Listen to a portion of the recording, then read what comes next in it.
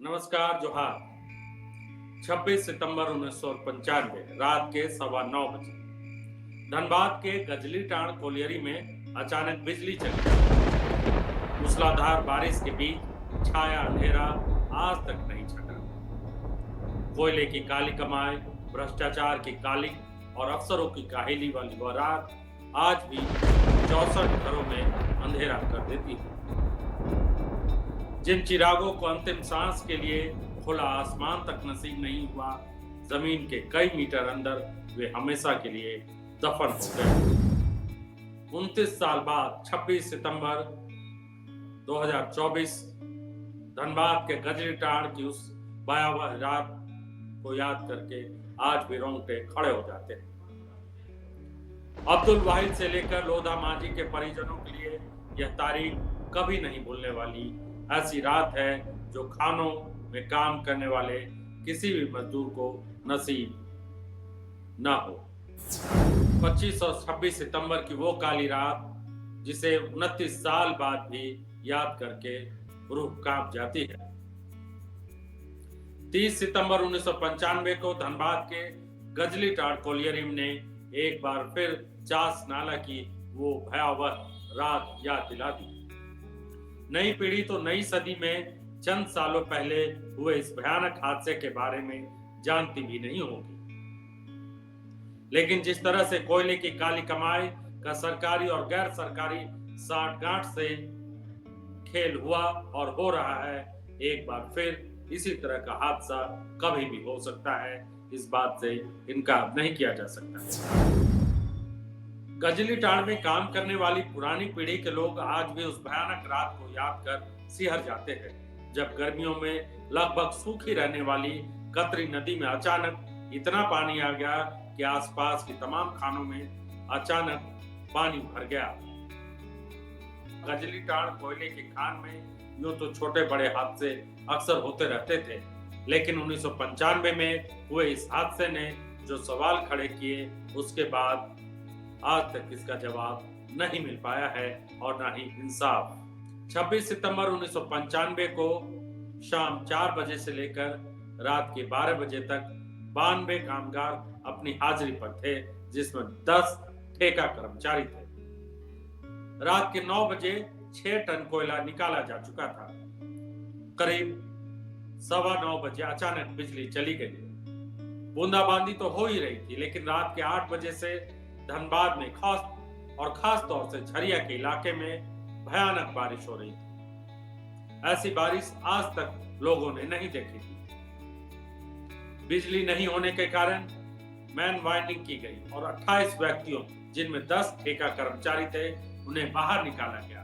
बाकी 64 मजदूर रात के 11 बजे तक लगातार संकेत भेजते रहे उन्हें बाहर निकाला जाए। मजदूर अंगरा पथरा के पीठ संख्या 6 पर जमा हुए थे। फोन बंद हो चुके थे।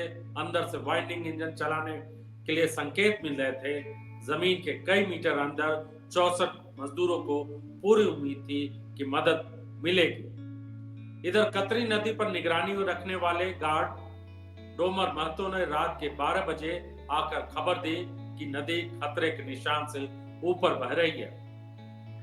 न्यायमूर्ति एनके मुखर्जी कमीशन को दिए गए अपने बयान में महतो ने यह भी बताया कि उसने नाइट शिफ्ट में आए विलास महतो को बताया कि किसी को भी अंदर नहीं जाने दिया जाए। जांच आयोग को दिए गए बयान के मुताबिक डोमर महतो ने जिब्राइल मियां के साथ जाकर कतरी नदी का मुआयना किया और जब उसने नदी की ओर देखा तो हैरान रह गया।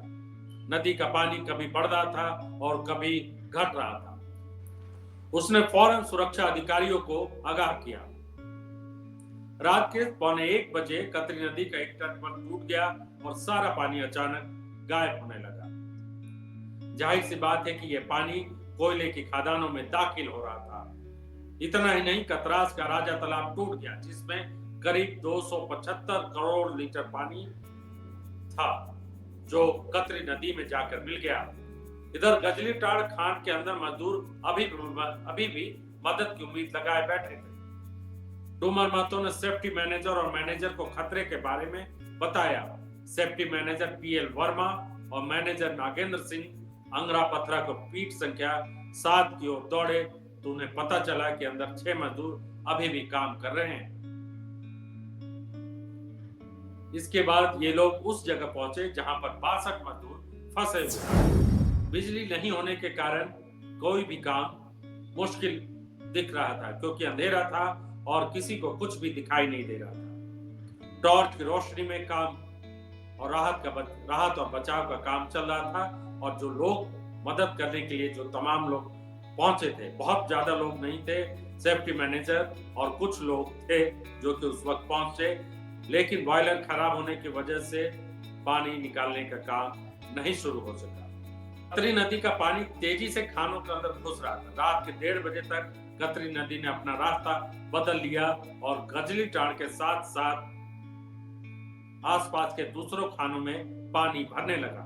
नीचे फंसे मजदूरों को बचाने के लिए तमाम उपाय बेकार साबित होने लगे। धनबाद में उस दिन भारी बारिश हुई थी। गजली टाड़ में बारिश ने अपने सारे रिकॉर्ड तोड़ दिए थे। 26 सितंबर 1995 को 360 मिलीमीटर बारिश हुई थी, जो सामान्य से 3 गुना अधिक थी। गजलीटाड़, कतरास, चेतुडी, कतरास प्रोजेक्ट, सलेमपुर कोयला खानों में 3000 मिलियन गैलन पानी भर चुका था। भूमिगत खानें जलाशय में तब्दील हो चुकी थी। 64 लोगों की मौत ने पूरे कोयलांचल को मातम में डुबो दिया। खानों से पानी निकालने के लिए उस वक्त भी पर्याप्त साधन बीसीसीएल के पास नहीं थे। चीन और यूक्रेन से मदद मांगी गई। कई महीनों तक लगातार मोटर चलाने के बाद पानी बाहर पूरी तरह नहीं निकाला जा सका। इस घटना की जांच के लिए सरकार ने न्यायमूर्ति एनके मुखर्जी की अध्यक्षता में आयोग गठित किया। 26 जून 1998 को आयोग ने अपनी रिपोर्ट तो सौंपी, लेकिन तब तक सरकार ने जांच बंद करवा दिया था। जस्टिस मुखर्जी ने अपनी रिपोर्ट में साफ तौर से इस दुर्घटना के लिए खान सुरक्षा महानिदेशालय को जिम्मेदार ठहराया था। रिपोर्ट में कहा गया कि खनन सुरक्षा महानिदेशालय ने गजलीटाड़ कोयला खान के 4 यूएपी सेक्शन तथा अंगरा पथरा कोयला खान के एनएपी सेक्शन के बीच कोल बैरियर को मिटाने की अनुमति दे दी थी, जिसकी वजह से कतरी नदी का पानी बांध टूटने की वजह से खानों में चला गया।